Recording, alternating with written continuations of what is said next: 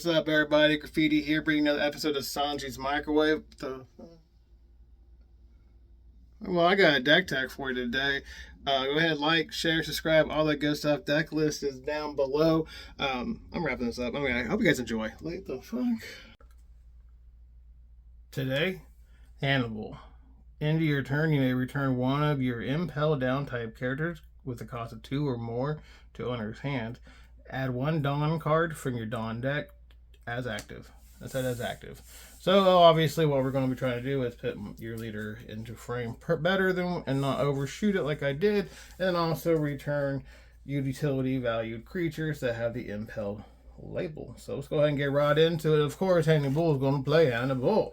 It's 2K for one, the 1K counter on the side. On play effect is you see the top 5 and you look for a purple Impel Down type card. Add it to your hand. The rest will go to your bottom of your deck. Buggy does do blue Impel cards, but there's not that many. With like Mr. 3, the Uzumas, I think was another one. There's like 2 others. They're not really great for this build, at least I feel. So just keep that in mind. Most of this will be purple, but it's not one of the ones you can bounce, so it's not too worried about it. But 4 Sadis. This is one of the better ones to be balancing with the leader. It's a 3K for 3 with a 2K counter side. That's why, because it leaves a 2K in your hand at the end of the turn. With the on-play effect, you may play 1 Jeller Beast type character card from your hand into play. So that's just free cards. Usually most of them are 4 Dawn to play. So you sneak it out early, and then you're bouncing a 2K shield to your hand. So we're just going to run down these Jeller Beasts. Keep in mind, all Jeller Beasts that I've seen so far all have the on KO. If your leader is an Impel Down type, you can add 1 Dawn card from your Dawn deck, set it as rested. So I'm just going to say the KO effect, and that's what it means. You get a rested Dawn. So but all the Jeller Beasts, they have that. So moving into it, so Sadie's are pretty much going to give you Minozebra. It's a 5K blocker for 4 with a 1K counter side with the KO effect of a Dawn. And then we got 4 Minozebra. It's a 5K for 4 with a 1K on the side, but it has Banish as its mechanic, which is really good against the yellow players. And it's, in general, they kind of want those life cards. They kind of have to shield up to get something with it. Minozebra, 5K for 4, no counter because no counter side because it has Rush.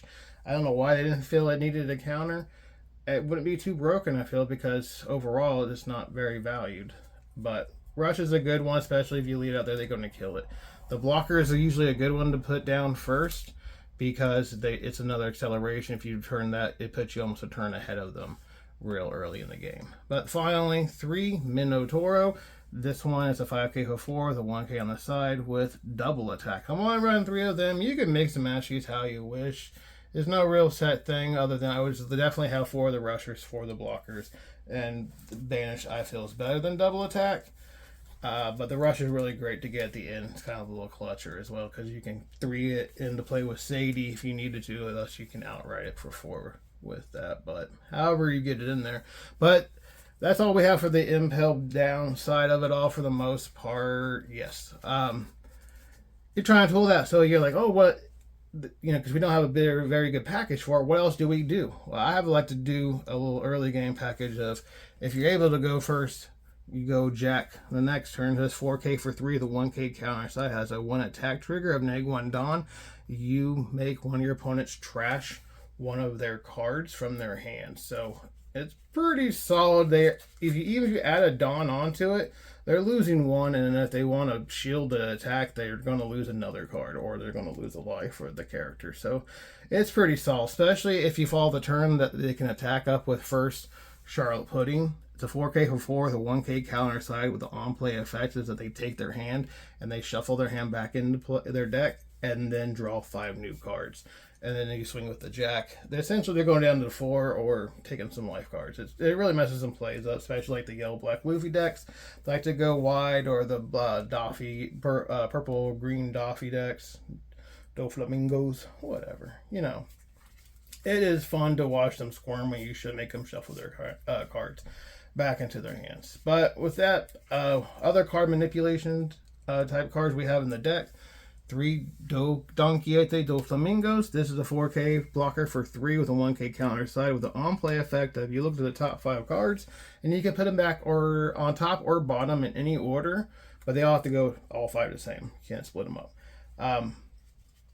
We have some spot removal in characters, also in fatties. We have King, this version, 7K for 6, with on-play effect of neg 1 Dawn. You can KO one of your opponent's characters of 4 or less.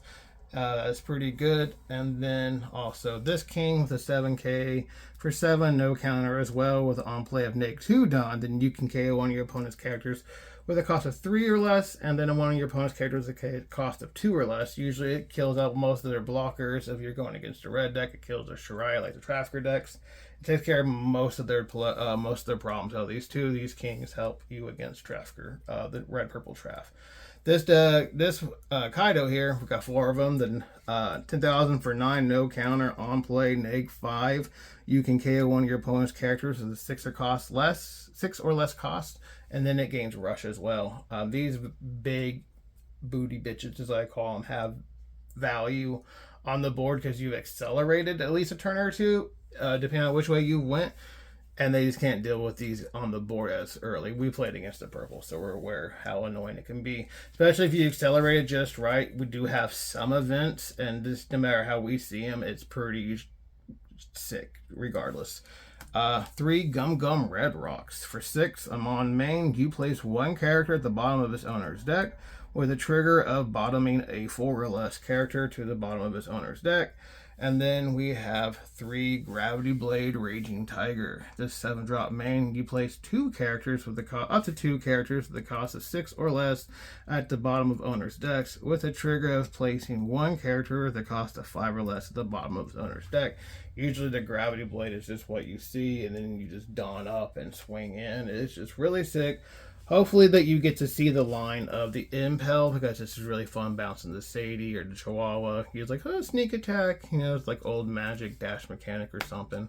Or even if you get to go Jack into Pudding, that's just kind of... it's just a little bit of evilness to it. So I hope you enjoy it. It's a really fun deck. I have some plays of it, gameplay of it on my channel if you want to check them out. So let me know what you liked about it in the comments down below. Hope you have a good one.